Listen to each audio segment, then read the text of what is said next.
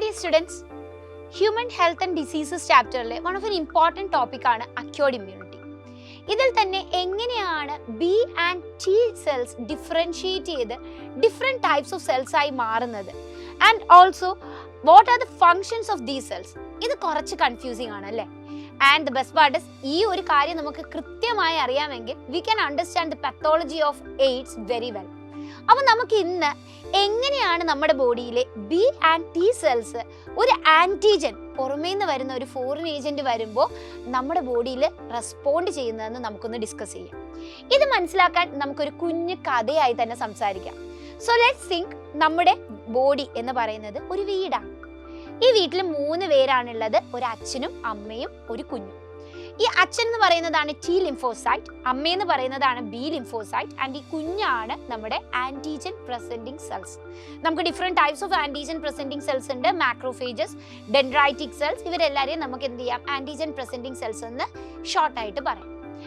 അപ്പോൾ ഇവരെല്ലാവരും ഇങ്ങനെ വീട്ടിൽ നിൽക്കുന്ന സമയത്ത് വീട്ടിലേക്ക് ഒരു അതിഥി വരികയാണ്. അതിനെയാണ് നമ്മൾ ഫോറിൻ ഏജന്റ് അല്ലെങ്കിൽ ആന്റിജൻ എന്ന് വിളിക്കാം. ഈ അതിഥി വന്ന് കോളിംഗ് ബെൽ അടിക്കുന്നു. ഈ വീട്ടിൽ ആരായിരിക്കും ഓടിപ്പോയി ഡോറ് തുറക്കാൻ നോക്കുക? ഈ കുഞ്ഞു മോൻ അല്ലെങ്കിൽ മോളല്ലേ. അപ്പൊ ഈ കുഞ്ഞു മോൻ എന്ത് ചെയ്യാണ്, ഓടിപ്പോയി ഡോറ് തുറന്ന് അതിഥീനെ വിളിച്ചിട്ട് വരുന്നു. So whenever an antigen is entering into our body, the first cells to go and respond or attach to this antigen, ഇവരാണ് ആന്റിജൻ പ്രസന്റിംഗ് സെല്ലുകൾ. ഈ സെല്ലുകൾ നേരെ ഇതിനെ കൊണ്ടുവന്ന് അച്ഛാ ഒരു അങ്കിള് വന്നിട്ടുണ്ട് എന്ന് പറയാണ്.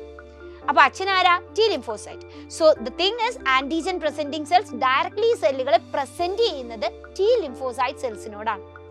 ഈ സെൽസിന്റെ അടുത്ത് ആ ഒരു ഫോറിൻ ആന്റിജൻ എത്തുമ്പോൾ ഇയാൾ ഉടനെ ഒരു തോക്കെടുത്ത് അച്ഛന്റെ തലയിൽ വെക്കാണ്. നിങ്ങൾ ആലോചിക്കാം, ആൾക്ക് ഒന്നും ചെയ്യാൻ പറ്റുന്നില്ല, ഡിഫെൻഡ് ചെയ്യാനേ പറ്റുന്നില്ല. പക്ഷെ ആൾ എന്തായാലും ഇത് ഓർത്തു വെക്കും. So the first cell that differentiate from A T lymphocyte is memory T cells. ഓർത്ത് വെക്കുക ഇയാളെ. രണ്ടാമത് ഹെൽപ്പ് ചോദിക്കണം. കാരണം ഒറ്റയ്ക്ക് എതിർക്കാൻ പറ്റില്ല, തലേ തോക്കിരിക്കാണ്, വേറൊന്നും ചെയ്യാൻ പറ്റില്ല. ഹെൽപ്പ് ആരോട് ചോദിക്കും? തൊട്ട് അടുക്കളയിൽ ഇരിക്കുന്ന ഭാര്യയോട് ചോദിക്കാം. That is B lymphocyte. So helper T cells form ചെയ്യുന്നു which actually ask help from the B lymphocytes. കാരണം ബി ലിംഫോസൈറ്റ് അവിടെ ഒറ്റയ്ക്ക് അടുക്കളയിൽ നിൽക്കുകയാണ്. ആൾക്ക് വേണമെങ്കിൽ അറ്റാക്ക് ഡയറക്റ്റ് ഇല്ലാത്തത് കൊണ്ട് തന്നെ വെപ്പൺസ് ഉണ്ടാക്കാൻ പറ്റും. അപ്പോൾ ബി ലിംഫോസൈറ്റിനോട് ഹെൽപ്പർ ടി സെൽ ഒരു ഹെൽപ്പ് ചോദിച്ചാൽ ബി ലിംഫോസൈറ്റ് ഉടനെ തന്നെ it will form memory B cells. ഈ ആളുടെ മുഖം ഓർത്ത് വെക്കും. രണ്ടാമത് എന്ത് ചെയ്യും, ഈ differentiate into plasma cells and start producing antibodies. ഈ ഫോറിൻ ഏജന്റിനെ അറ്റാക്ക് ചെയ്യാനുള്ള വെപ്പൺസ് ഉണ്ടാക്കുന്ന സെല്ലുകളായി ഇവർ മാറും, വിച്ച് ഇസ് പ്ലാസ്മ സെൽസ്. പക്ഷെ ഒരു ചെറിയ പ്രശ്നമുണ്ട്. നമ്മുടെ ഈ ബി ലിംഫോസൈറ്റിന് പണ്ട് യുദ്ധം ചെയ്തൊന്നും വലിയ പരിചയമോ അല്ലെങ്കിൽ അറ്റാക്ക് ചെയ്ത് പരിചയമൊന്നുമില്ല. അതുകൊണ്ട് തന്നെ ആളെ ചെറുതായിട്ടൊന്ന് പേടിപ്പിച്ചാൽ മതി എന്ന് പറയണ്ടേ. അതും ടി ലിംഫോസൈറ്റ് തന്നെ പണിയെടുത്തോളും. That is suppressor T cell. So the third set of cell that come from T cells is suppressor T cell. ഇതിന്റെ ആക്ഷൻ എന്ന് പറയുന്നത് suppress the action of plasma cells. നമ്മുടെ ബി ലിംഫോസൈറ്റിന്റെ ആക്ഷനെ സപ്രസ് ചെയ്യുക, ഒന്ന് കുറയ്ക്കുക, so that you don't attack too much. And finally നമുക്ക് ദൃശ്യം മൂവി പോലെ നമ്മുടെ പിന്നെ വില്ലനെ അടിച്ചു കൊന്നു, പക്ഷെ ആ ഒരു സൈറ്റ് ക്ലീൻ ചെയ്യണം അല്ലെ, ആ അറ്റാക്ഡ് ആയിട്ടുള്ള സെല്ലിനെ ഫുള്ള് ക്ലീൻ ചെയ്യണം. അപ്പൊ അതിന് സഹായിക്കുന്ന ഒരു സെല്ല് ഇവിടെ ഫോം ചെയ്യുന്നുണ്ട് which is cytotoxic T cells called as killer T cells.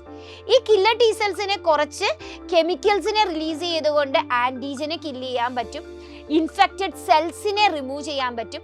Even they can attack graft സെല്ലുകൾ. നമ്മുടെ ബോഡിയിലേക്ക് പുതുതായി നമ്മൾ വെക്കുന്ന ഓർഗൻസിനെയും ഗ്രാഫ്റ്റ് സെൽസിനെയും റിജക്റ്റ് ചെയ്യാൻ പറ്റും. അതുപോലെ തന്നെ ട്യൂമർ സെൽസിനെ അറ്റാക്ക് ചെയ്യാൻ പറ്റും. അപ്പൊ ഇവിടെ നിങ്ങൾ നോക്കിക്കഴിഞ്ഞാൽ കില്ലർ ടി സെൽസ് അറ്റാക്ക് ചെയ്യുന്നത് ഫുള്ള് സെല്ലുകളെയാണ്.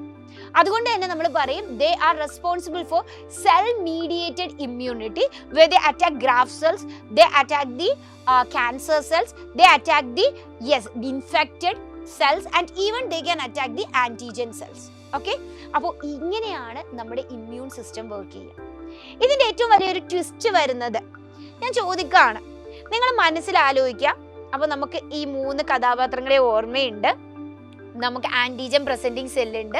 ഇയാളാണ് ടി സെല്ലിനോട് ചെന്ന് ഇൻഫർമേഷൻ പറയുക ആള് വന്നിട്ടുണ്ടെന്ന്.